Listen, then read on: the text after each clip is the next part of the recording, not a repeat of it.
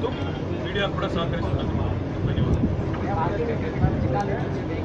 అన్నింటికి కూడా ఇంతకుముందు చెప్పినట్టు 3 రకాల పార్కింగ్ ప్లేస్ ఏర్పాటు చేయడం ప్రతినిధులకి మొత్తం ఈ సభా ప్రాంగణం మొత్తం మీరు చూసినట్టయితే 60 ఎకరాల పైన. సో 60 ఎకరాల్లో దాదాపు 35-40 ఎకరాలు పార్కింగ్ కోసం ఏర్పాటు చేస్తున్నారు.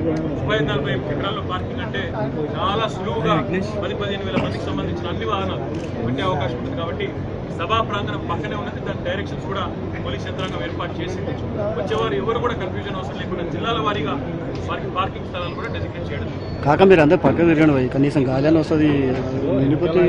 ఇప్పుడే చెప్తే మరి పార్టీ తీర్మానాల కమిటీ పనిచేస్తూ ఉంది. ఆ తీర్మానాలన్నీ కూడా మీకు తినబోతు రుచులు అడగకూడదు అంటారు. కాబట్టి మీకు భోజనం మంచిగా ఏర్పాటు చేసినాము. తీర్మానాల రూపంలో కూడా బ్రహ్మాండమైన తీర్మానాలు కూడా ఉంటాయి. కాబట్టి అవన్నీ కూడా 21 తారీఖు నాడు మేము ముందు చెప్తాం.